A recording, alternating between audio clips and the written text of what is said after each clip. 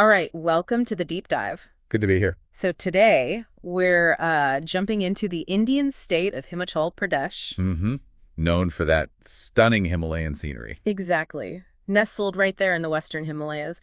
We've got some really good articles here covering its geography, some key facts, the culture. Right. Quite a bit to work with. Yeah, so our mission, as always, is to kind of pull out the most interesting bits, the essentials, so you get a good feel for the place without, reading everything. Makes sense. Distill it down. And just starting off, that nickname, Land of Gods, it immediately makes you think, right? It really does. It hints at something deeper, that connection to temples, spirituality. Which makes sense given its location, like you said, the Himalayas. Yeah, the sources really emphasize that landscape diversity. You've got the huge snow-capped mountains, obviously, but also these deep valleys, forests, rivers. It's not just mountains, then. Not at all. And geographically, it's interesting where it sits, bordering Jammu and Kashmir, Punjab, Haryana, Uttarakhand. And Tibet, too, right? Yeah, in Tibet, yeah.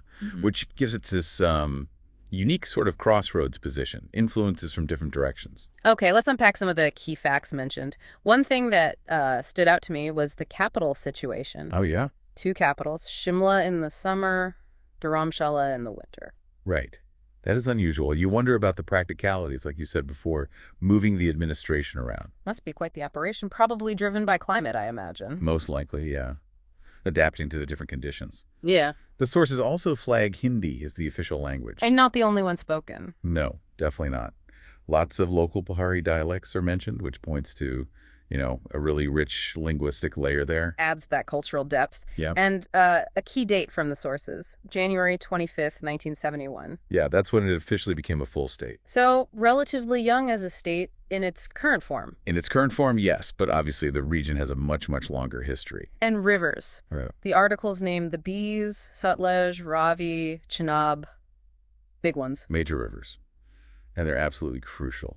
Not just for the scenery. No, vital for agriculture, for irrigation, and also a huge source of hydroelectric power. They really harness the geography there. Right. Makes sense. And for anyone thinking of visiting, some famous names pop up. Shimla, Manali. Dharamshala, Speedy Valley. Yeah. Yeah. All mentioned as popular spots. And they seem to offer something different, don't they? Totally. Shimla's got that sort of historical colonial vibe. Manali is more the adventure hub, trekking, skiing. And Dharamshala, that's linked with the Dalai Lama, isn't it? Exactly. Big spiritual center. And then Speedy Valley is just, wow, high altitude desert, unique landscapes, very different feel. So a real mix of experiences. What about the economy? How do people, make a living there? Well, agriculture is a big one. The sources really highlight the apples. Himachal is famous for its apples. Heard about those. Yeah. And horticulture generally. Plus, tourism is obviously huge, given the scenery and destinations. And the hydropower we mentioned. And the hydropower, yeah. So it's kind of a mix, leveraging the natural assets. And the culture. We touched on the languages, but the articles also talk about dance. Music, festivals, fairs. Yeah, really vibrant cultural scene described.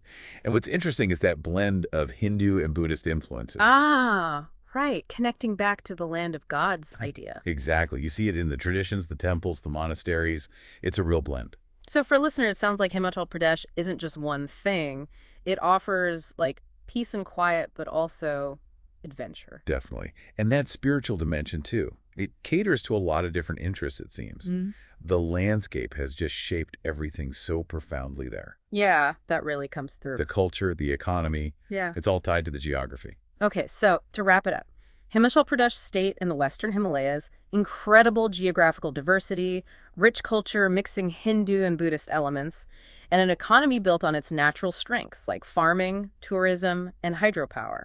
That sums it up pretty well. A really captivating place. So a final thought, matey. Yeah. Considering that name, Land of Gods, and this mix of cultures in such a dramatic landscape, it makes you wonder, doesn't it, what unique sort of spiritual outlooks or philosophies might have really taken root there? That's a great question. Yeah. How does living amongst those immense mountains, with those different faiths meeting, actually shape how people see the world, their place in it? Yeah. The interplay between nature and belief in a place like that? Yeah. Something to ponder.